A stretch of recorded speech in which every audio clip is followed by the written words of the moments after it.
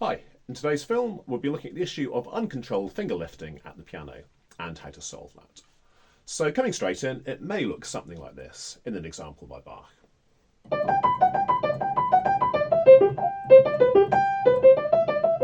So a little bit of a caricature there, but the way I'd actually play it might look much more like this.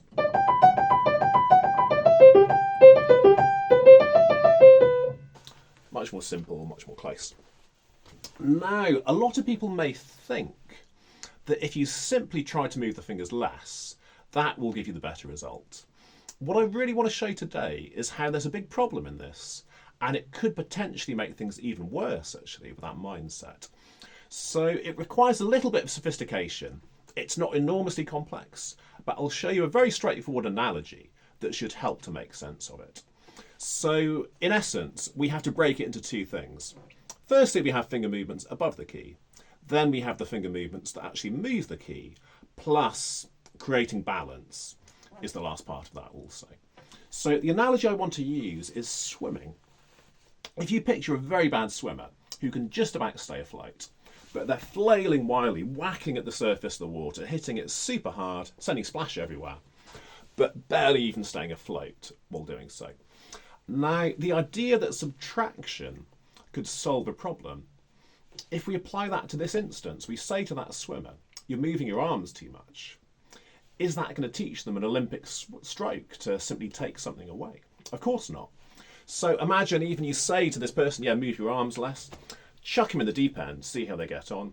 Of course, their chances are not going to be looking good at all. Now, maybe there's some possibility if someone realises they're hitting the water too hard, they reduce that amount of movement. Maybe at that point there's some chance they start learning a bit more sensitivity. They start learning the real stroke underwater. But in essence, you're not going to trust that to happen. If you wanted to teach someone to swim, you would teach them the real stroke, which happens under the water. Okay, so we'll look at this in close up on the piano. Now, the first thing we have to look at is why the fingers lift in the first place, because it's not a voluntary thing. So first thing, if I play my thumb by squashing into that thumb with the arm, and my thumb does next to nothing. Now, no other notes went down. That's because my fingers were lifting to stop it. If I just thought squish into the thumb, it doesn't support properly. This time, I won't really care what happens. Everything goes down with it. This is the same for any finger. If I start, I go towards that one. See, I'm standing nicely on this finger. This is why these fingers don't have to do that, because this is elevating the bridge of my knuckles. These fingers are free to dangle. So if I lift them just a little bit, I can check. I can do a little bit of tapping. Yeah, I know they're nice and free.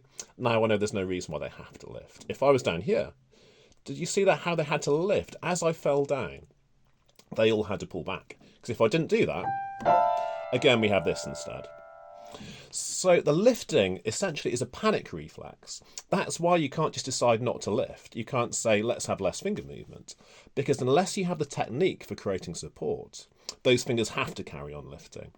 So I'll play a little bit again. So what's happening here every time, now this may seem a bit ridiculous, but if I stop on different fingers in different places,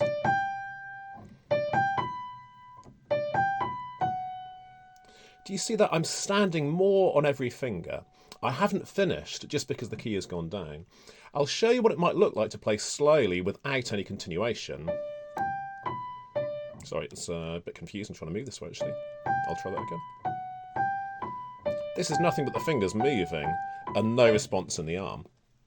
That feels absolutely horrible. The reason I went wrong there, I couldn't even feel what I was doing. So normally the arm guides. The arm is an important part of this. It reminds the finger when it's due to play. But what the arm does not do is just push straight through a finger, because again, either that finger gives way, all the other fingers have to lift. No solving that if that finger's giving way, or that finger's stiff as anything. Okay, this time the fingers didn't have to lift, but everything was incredibly rigid. So the thing we have to be sure we can do is generate these upward forces while we're playing. That means, as I say, if the movement starts in the key, it's got more to be done than just the action of moving the key. It ends when we feel nicely stabilised, when we can sense all these other fingers don't need to lift because they feel they're dangling from support.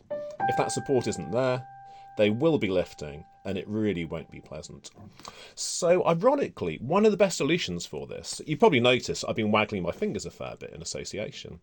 One of the best solutions is voluntary finger lifting to check for the freedom.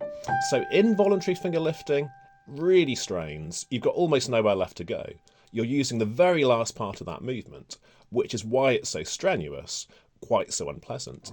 I mean, I believe Lang, when he was injured, he was doing a lot of this with a caved arch, lifting those fingers as high as possible, with no assistance from the arm, no assistance from the finger that should be stabilising the hand. If you're down here, it's horrible, you get stuck.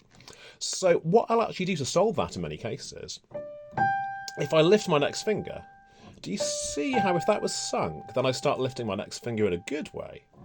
This encouraged it to stand up better and generate the support that was initially missing. There, what I've done is I haven't made room to move that finger properly. The finger gave up because it was squashed under the arm.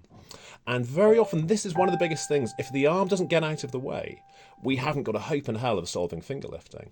If we have this idea, weight has to bear into that finger. See, there's barely anything left, but I have to lift to save everything from absolute disaster. So actually, one of the best exercises is learning to stop blocking this movement. If you go to the back of the keys, just be as relaxed as possible. A lot of people can only do this.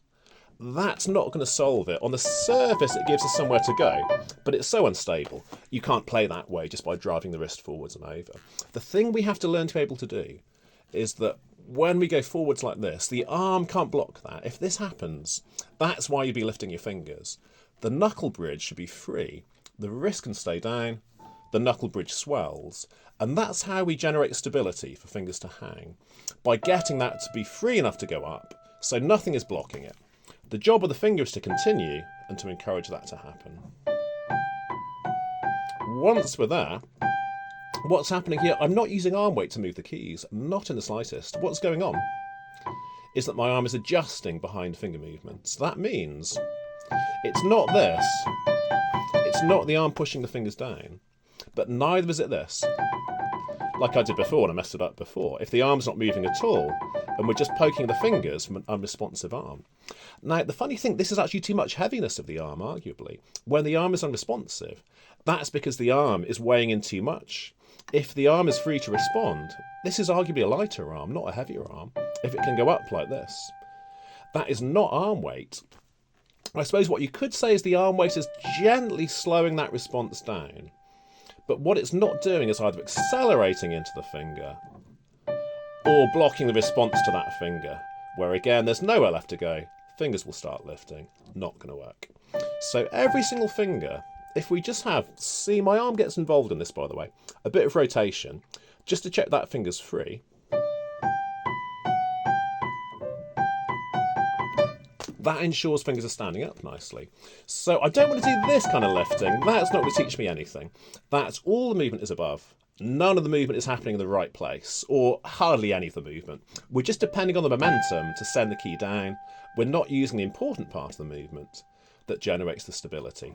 So what you want to do is you feel the key, the finger is already interacting with the key, and just the last part of it finishes the standing. If you're out of the key, it's quite hard to do this without sinking. When you feel the key first and then push out of it, then it's nice and easy to stay standing. Let the arm adjust behind every finger as we go. So one way of looking at it is, if we do the lifting, I often like to lift and just come back again. The lift helped that finger to stand up, but I don't have to crash back down again. That's not the purpose of lifting when I do use it. I think of it, okay, I could come down gently, not always wrong to come down from a little bit of a height, but what I prefer to do personally is lift a little bit to check, yeah, I know everything's free, that feels great, and then I'll put it back in the key, and then I'll move it from contact. Same sort of thing, see, I went over here, I'll bring the thumb back again, yeah, everything feels good, nothing is straining like this, it's just comfortably in the key, so yeah, I'll go over there. So this is one approach to lifting that's very functional. Not staying tight, not doing this kind of thing where you're stuck. But the lifting we do is actually checking for freedom. It's the opposite kind of lifting to this strenuous kind where we're forcing everything. Anyway, so I hope that gives you a few ideas to play around with. Obviously, specifically for the bark example I showed there, but you can apply those premises to anything whatsoever. The thing about finger lifting is it's dangerous when it's uncontrolled, and it's dangerous when the arm is not making room for truly free lifting. See, it's very obvious now, you can see my whole body now. My arm is free to drift, the fingers are lifting effortlessly here when I turn around to my thumb. It has nothing to do with this kind of stuff, where those fingers are only lifting with quite such force because the arm refuses to get out of their way.